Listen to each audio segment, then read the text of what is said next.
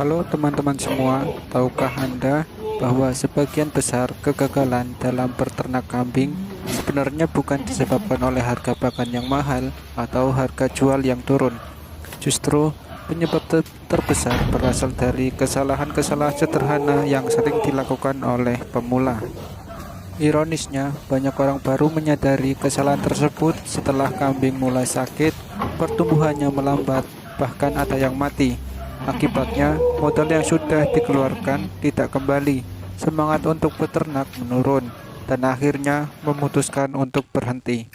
Padahal, jika kesalahan-kesalahan ini diketahui sejak awal, risiko kerugian bisa ditekan dan peluang sukses menjadi jauh lebih besar.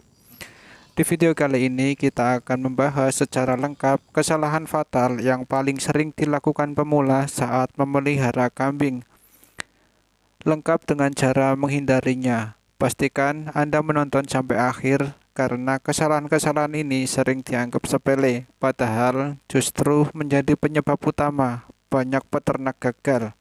Mari kita mulai.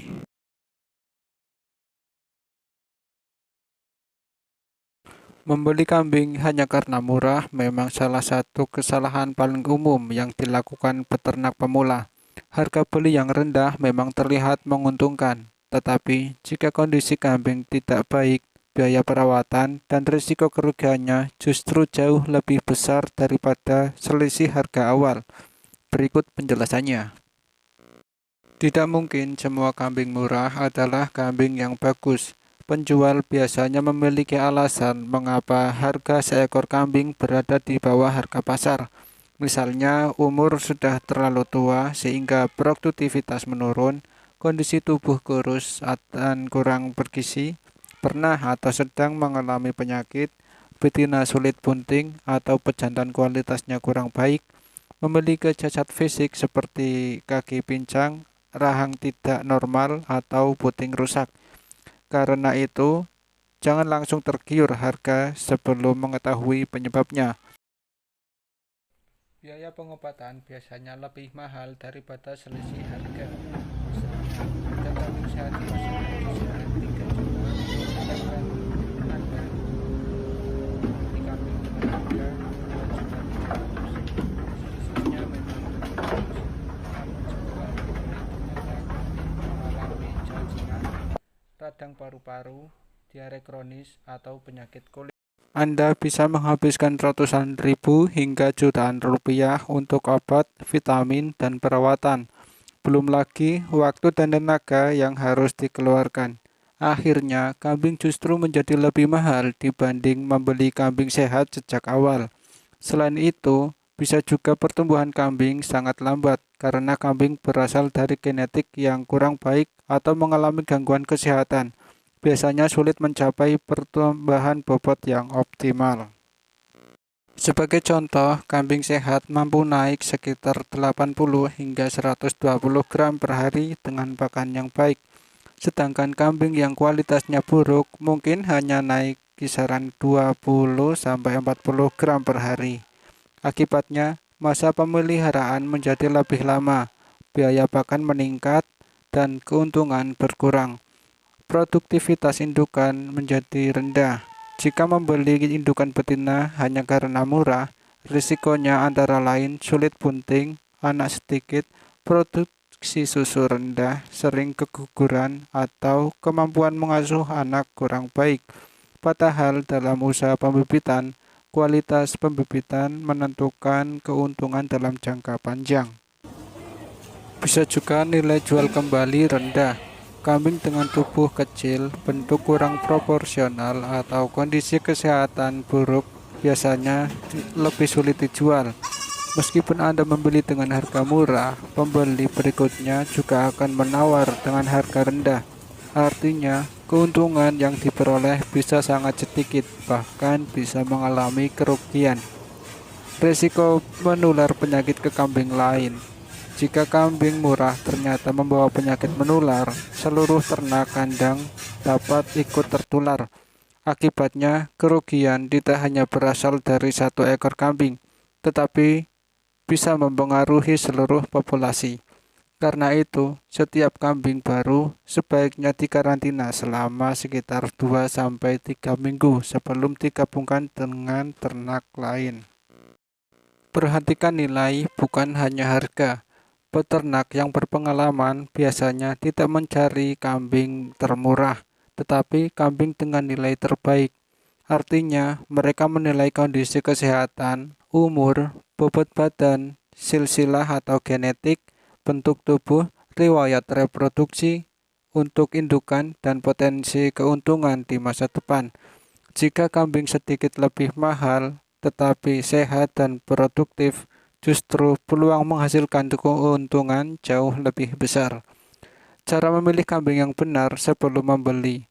Lakukan beberapa pemeriksaan sederhana, seperti mata cerah dan bersih, hidung tidak berlendir, nafsu makan baik, bulu mengkilap, tidak kusam, tubuh proporsional serta tidak terlalu kurus, kaki kuat dan tidak pincang, gigi sesuai dengan umur, tidak batuk atau sesak napas, kotoran berbentuk normal, tidak diare, dan beli dari peternak atau penjual yang memiliki reputasi.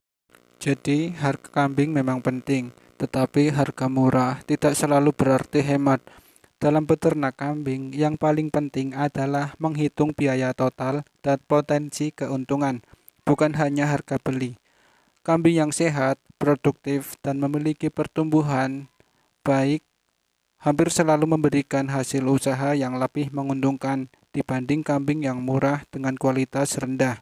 Prinsip sederhana yang sering digunakan peternak berpengalaman adalah jangan membeli kambing karena harganya murah. Belilah kambing karena kualitasnya mampu menghasilkan keuntungan. Dengan cara berpikir seperti ini, keputusan pemilihan akan lebih rasional dan peluang sukses dalam usaha ternak kambing menjadi lebih besar.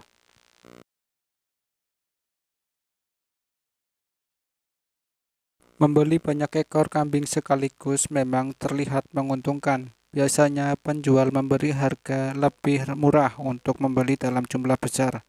Biaya transportasi lebih efisien dan peternak merasa lebih cepat mengembangkan usaha.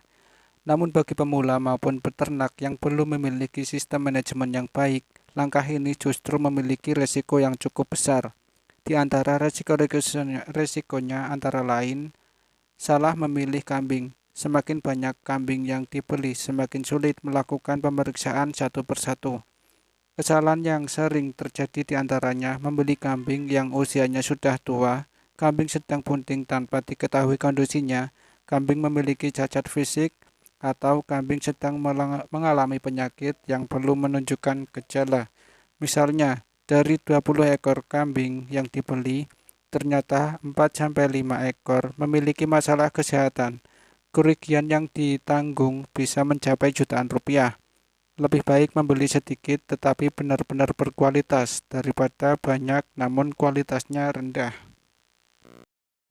Kemudian, risiko penyakit menyebar juga sangat cepat. Ketika kambing berasal dari berbagai peternakan atau pasar, masing-masing membawa mikroorganisme yang berbeda. Jika satu ekor membawa penyakit seperti skabies, pneumonia, diare menular, atau penyakit kulit, maka dalam beberapa hari penyakit dapat menyebar ke seluruh kandang.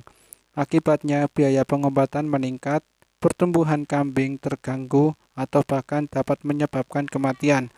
Karena itu, peternak profesional selalu melakukan karantina sebelum mencampurkan kambing yang baru dengan kambing yang lama.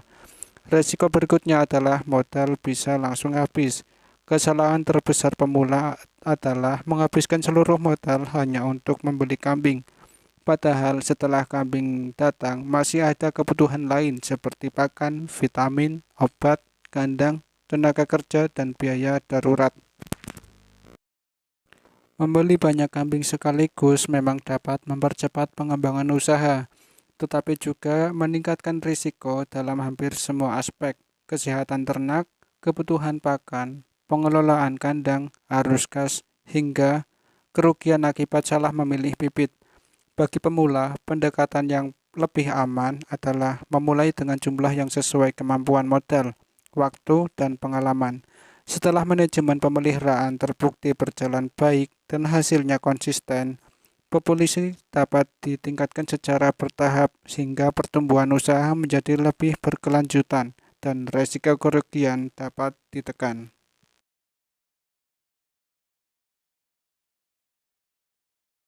Banyak peternak pemula menganggap kandang hanyalah tempat untuk mengurung kambing.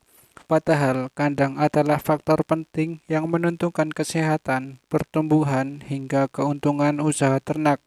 Kandang yang dibuat tanpa perencanaan dapat menimbulkan beberapa masalah yang merugikan. Di antaranya adalah kambing mudah terserang penyakit.